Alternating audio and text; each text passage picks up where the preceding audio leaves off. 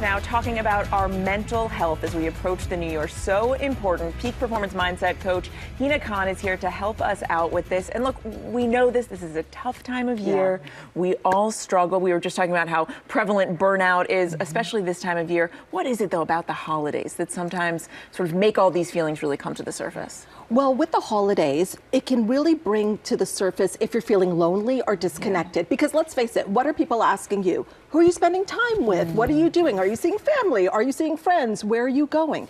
So if you're already feeling lonely and disconnected, that's going to bring it up to the surface. Oh, and then social media, of course, doesn't help, because we are comparing our real life to people's highlight reel. And then it also makes us feel like, am I the only one that might be feeling a little bit lonely during the holidays?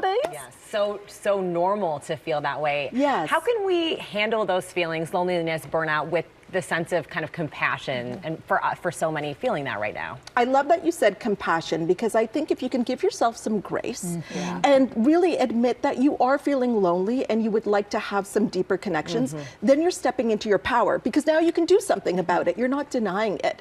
And one of the things that you could do is even ask yourself, who in my world right now would I love to catch up with? So that's not such a heavy lift. You're not waiting for an invitation. Another thing that you can do is also think of micro connections. I think sometimes, I don't know about you, but we can be all or nothing. Like either it's got to be this big thing with a lot of people, or it's nothing. But micro connections and being present can make such a difference as well. Send the text, reach out, ask for what you need. Exactly. You're not going to get it if you don't just ask. And sometimes I think we all just need to be a little bit more comfortable with that. But I think all of us have experienced a little bit of burnout, right? You've been working over the holidays. Is there something that you attribute that feeling sneaking up on you to? Well, I think many of us feel that our identity or our value comes from how much we're doing. Right? I'll come to that. And so then we start to wear busyness as a badge of honor. And that leads to burnout. So we want to disentangle our worth from our output and how much we're doing. And we want to start to use rest, not as a reward, but a strategy. So, you know, I've got some nieces and they're running a marathon. So part of their training is going to be rest days. Right? And because that's going to make them perform better. So I want us to think about that in our personal and professional lives as well, that rest days, because growth happens when you're at rest.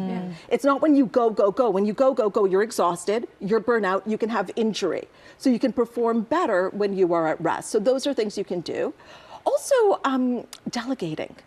Easier said than done for so many though. Because then some of us start to micromanage what we're delegating, right? And become busy in that. But if you can allow other people to support you and really release the activity or the task to them, that can make such a difference. And I think sometimes for women, we feel like we've got to do it all. So we feel guilty in delegating. Does that resonate? Absolutely. They can do it as well. That's a problem too. You have to let it go a little bit. Exactly. You're so right. You totally have to let it go.